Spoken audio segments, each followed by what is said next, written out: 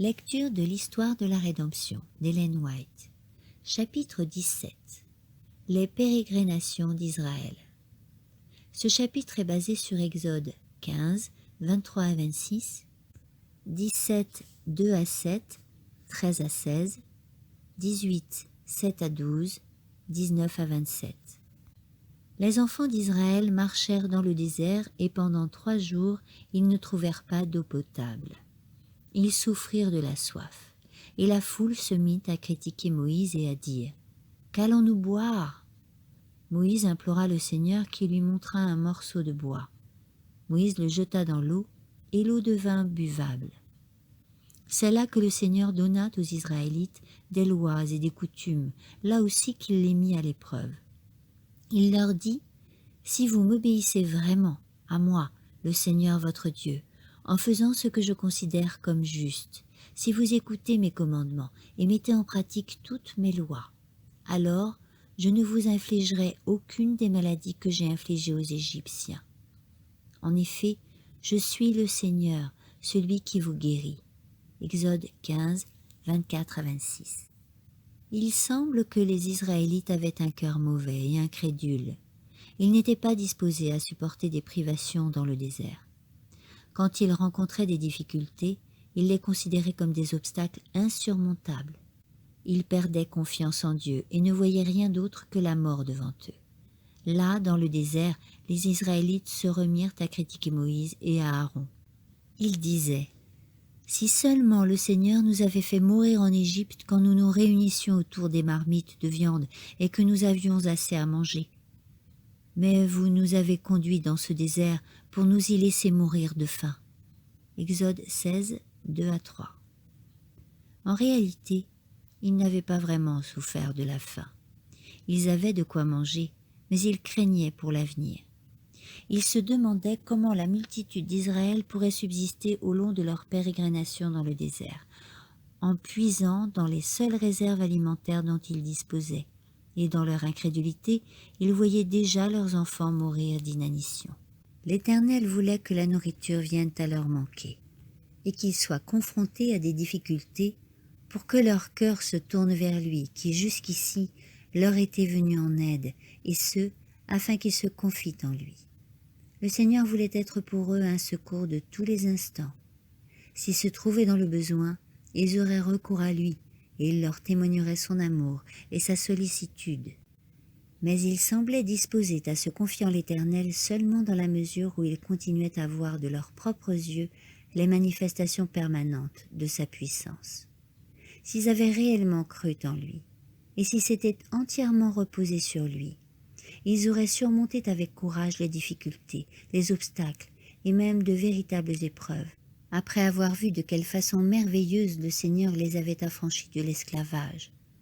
En effet, il leur avait fait la promesse que s'ils obéissaient à ses commandements, ils ne souffriraient d'aucune maladie, car il leur avait dit « Je suis le Seigneur, celui qui vous guérit ». Après avoir reçu cette merveilleuse promesse divine, c'était de la part des Hébreux un manque de foi très grave que d'imaginer qu'eux et leurs enfants risquaient de mourir de faim. Ils avaient beaucoup souffert en Égypte, où ils étaient accablés de travail. Leurs enfants avaient été mis à mort, mais l'Éternel avait étendu sur eux sa main protectrice en réponse à leurs supplications. Il leur avait promis qu'il serait leur Dieu, qu'il les prendrait pour son peuple et qu'il les conduirait dans un pays vaste et riche. Quoi qu'il en soit, tandis qu'ils s'acheminaient vers ce pays, chaque fois qu'ils rencontraient une difficulté, ils perdaient courage. Ils avaient beaucoup souffert quand ils étaient au service des Égyptiens, mais maintenant, ils paraissaient incapables de souffrir pour servir Dieu. Lorsqu'ils étaient éprouvés, ils se seraient laissés volontiers envahir par de sombres doutes et enlisés dans le découragement. Ils murmuraient contre Moïse, ce fidèle serviteur de Dieu, rejetaient sur lui la responsabilité de tous leurs maux, et donnant libre cours à leur amertume, ils disaient qu'il eût mieux valu pour eux rester en Égypte, où ils pouvaient s'asseoir devant les pots de viande et manger du pain à satiété.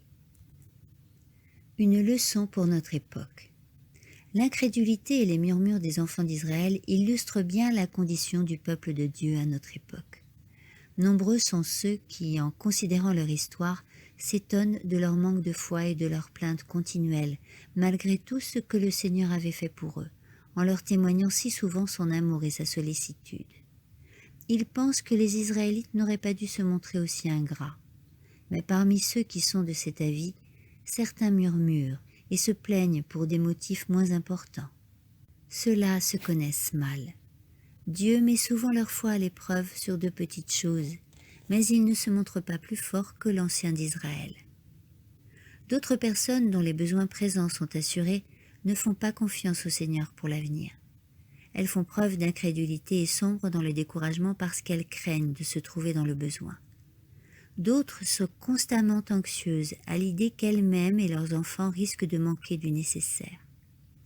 Quand surviennent des difficultés et qu'elles se trouvent dans une situation critique où leur foi et leur amour pour Dieu sont mis à l'épreuve, elles refusent l'adversité et se révoltent contre le moyen que le Seigneur a choisi pour les purifier. Cela prouve que leur amour n'est ni pur, ni parfait, puisqu'il n'est pas capable de supporter tout.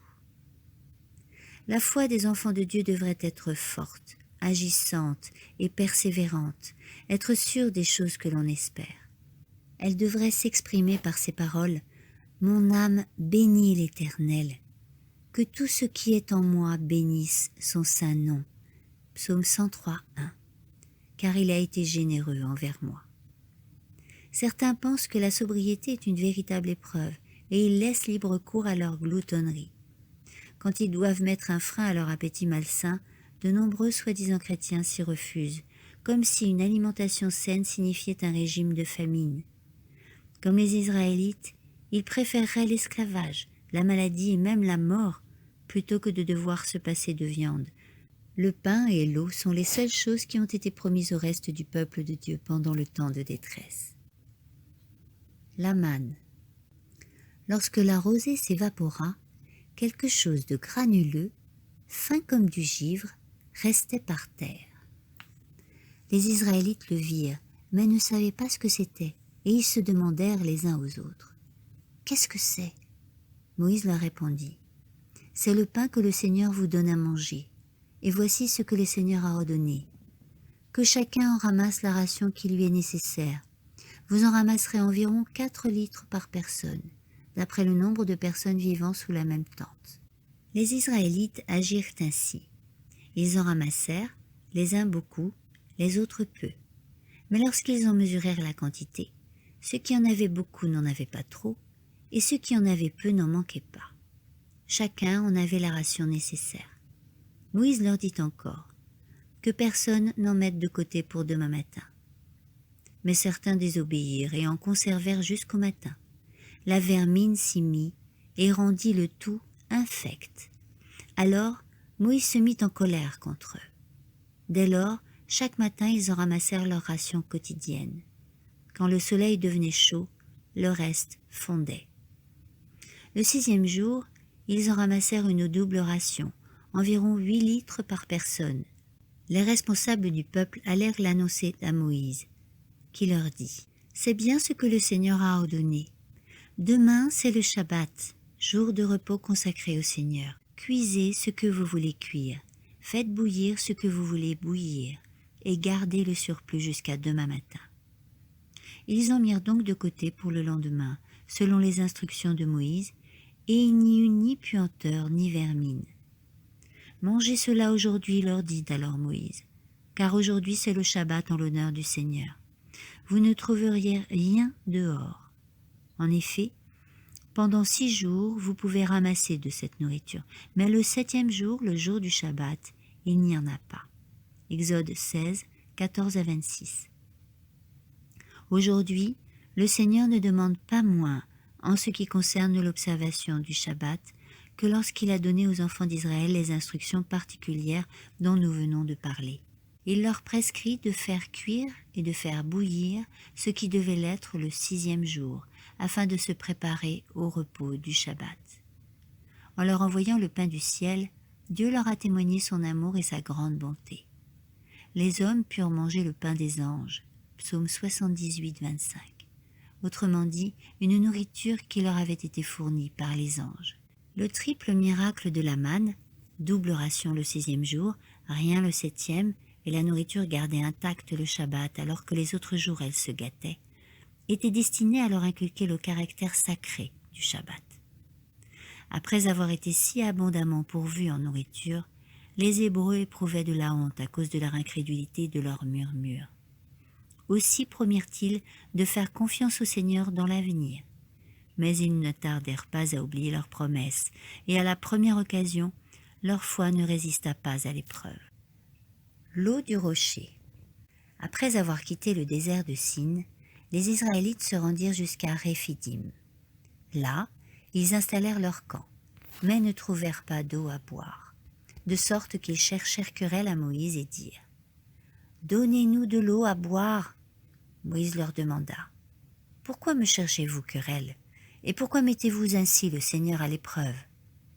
Le peuple de plus en plus assoiffé continua à critiquer Moïse en disant « Pourquoi nous as-tu fait quitter l'Égypte ? Est-ce pour nous faire mourir de soif ici, avec nos enfants et nos troupeaux ?» Moïse implora le secours du Seigneur. « Que dois-je faire pour ce peuple ?» demanda-t-il. « Encore un peu et ils vont me lancer des pierres. »« Passe devant le peuple, » répondit le Seigneur, « et choisis quelques-uns des anciens d'Israël pour t'accompagner. Tu t'avanceras en tenant à la main le bâton avec lequel tu as frappé le Nil. Moi, je me tiendrai là, devant toi, sur un rocher du mont Horeb. Tu frapperas ce rocher, et il en sortira de l'eau, et le peuple pourra boire. » Moïse obéit à cet ordre sous le regard des anciens. On a appelé cet endroit Massa et Mériba, ce qui signifie l'épreuve et querelle, parce que les Israélites avaient cherché querelle à Moïse et avaient mis le Seigneur à l'épreuve en demandant « Le Seigneur est-il parmi nous, oui ou non ?» Exode 17, 2-7. Dieu avait dirigé les enfants d'Israël pour qu'ils campent en cet endroit où il n'y avait pas d'eau, afin de les mettre à l'épreuve, pour voir si, devant cette difficulté, ils se tourneraient vers lui ou s'ils se mettraient à murmurer, comme ils l'avaient fait précédemment. Étant donné la merveilleuse délivrance que l'Éternel avait opérée en leur faveur, malgré leur déception, ils auraient dû lui faire confiance. Puisqu'il leur avait promis de les adopter comme son peuple, ils auraient dû comprendre qu'il ne permettrait pas que ses enfants meurent de soif. Mais au lieu de supplier humblement le Très-Haut de pourvoir à leurs besoins, ils murmurèrent contre Moïse et lui réclamèrent de l'eau. Dieu n'avait cessé de manifester de façon merveilleuse sa puissance sous leurs yeux, pour qu'ils puissent comprendre que tous les bienfaits dont ils jouissaient venaient de lui, qu'il pouvait les leur accorder ou les en priver selon sa volonté. Parfois, ils en avaient pleinement conscience et s'humiliaient profondément devant lui. Mais quand ils étaient assoiffés ou affamés, ils s'en prenaient à Moïse, comme si c'était pour lui plaire qu'ils avaient quitté l'Égypte. Celui-ci était affligé par leurs plaintes malveillantes. Il demanda au Seigneur ce qu'il devait faire, car le peuple était sur le point de le lapider. Le Très-Haut ordonna à Moïse de frapper le rocher avec le bâton de Dieu. La nuée de sa gloire se trouvait devant le rocher même. Il avait fendu des rochers dans le désert pour les faire boire aux eaux souterraines. De la pierre, il avait fait jaillir des ruisseaux et couler des torrents d'eau. Psaume 78, 15-16. Moïse frappa donc le rocher. Mais c'est le Christ qui se tenait à ses côtés qui en fit jaillir l'eau. Le peuple assoiffé avait provoqué Dieu en disant « Si Dieu nous a conduits jusqu'ici, pourquoi ne nous donne-t-il pas d'eau, comme il nous a donné du pain ?» Ceci révélait l'incrédulité coupable des enfants d'Israël et faisait craindre à Moïse que le Seigneur ne les châtie pour leurs plaintes malveillantes. L'Éternel mit la foi de son peuple à l'épreuve, mais sa foi se révéla trop faible pour y résister. Les Hébreux réclamèrent à Moïse de la nourriture et de l'eau. À cause de leur incrédulité, Dieu permit à leurs ennemis de leur faire la guerre, afin qu'ils puissent montrer à son peuple quel est le secret de sa force. Délivrés d'Amalek. Les Amalécites vinrent attaquer les Israélites à Réphidim.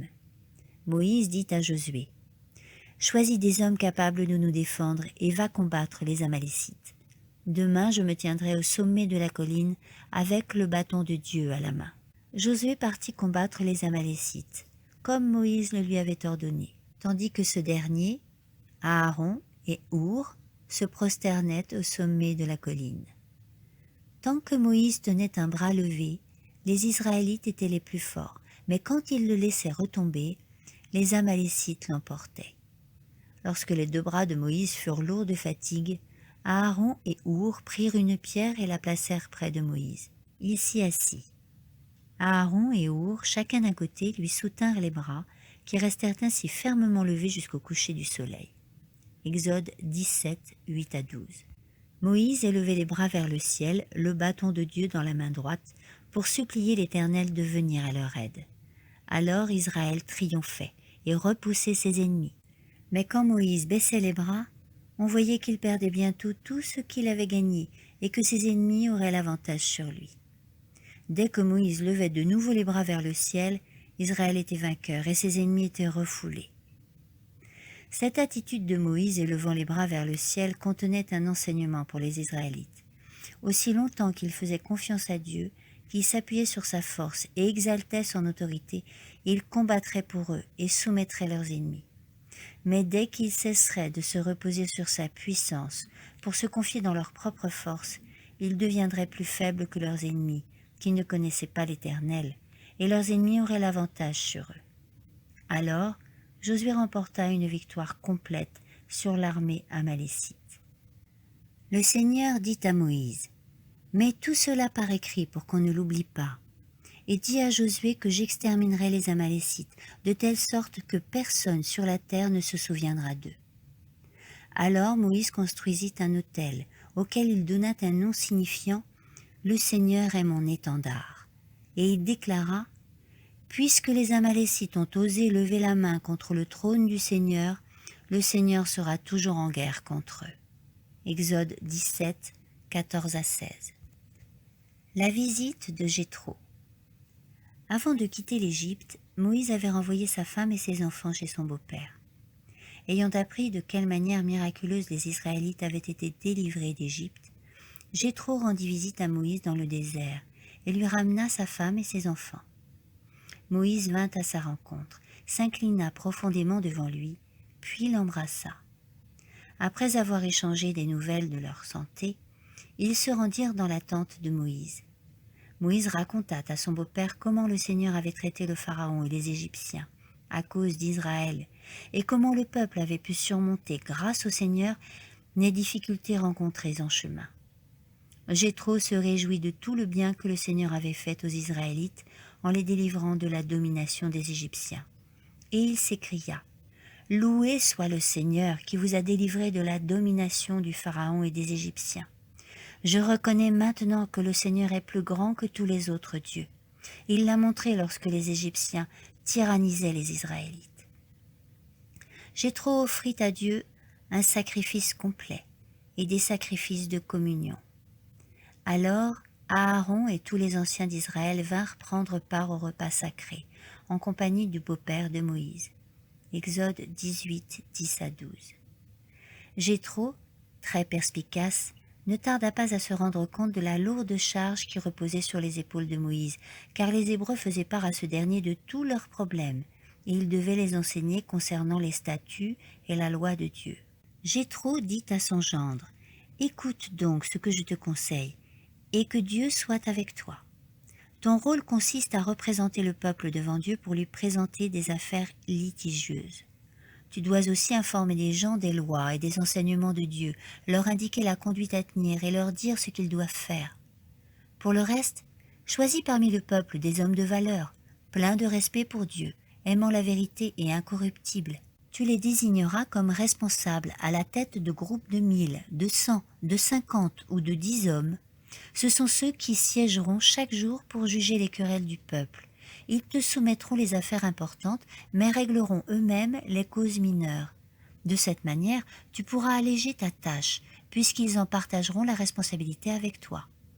Si tu fais cela, et si c'est bien ce que Dieu t'ordonne, tu ne t'épuiseras pas, et de leur côté, tous ces gens pourront rentrer chez eux réconciliés. Moïse suivit les conseils de son beau-père. il choisit parmi les Israélites des hommes de valeur et les désigna comme responsables du peuple, à la tête de groupes de 1000, de 100, de 50 ou de 10 hommes. Ils devaient siéger chaque jour pour juger les querelles du peuple. Ils soumettaient à Moïse les affaires difficiles, mais réglaient eux-mêmes les causes mineures. Moïse prit congé de son beau-père, qui s'en retourna dans son pays. Exode 18, 19 à 27. Moïse ne refusa pas d'écouter les conseils de son beau-père. Dieu l'avait grandement honoré et avait accompli de grands prodiges par sa main. Mais il ne vint pas à l'esprit de Moïse de penser qu'il n'avait besoin des conseils de personne, puisque le Seigneur l'avait choisi pour enseigner ses semblables et pour accomplir par lui de grandes choses. Il prêta donc l'oreille aux suggestions de son beau-père qui lui parurent sages, et il agit en conséquence. Suite de la lecture au chapitre 18 dans le prochain audio.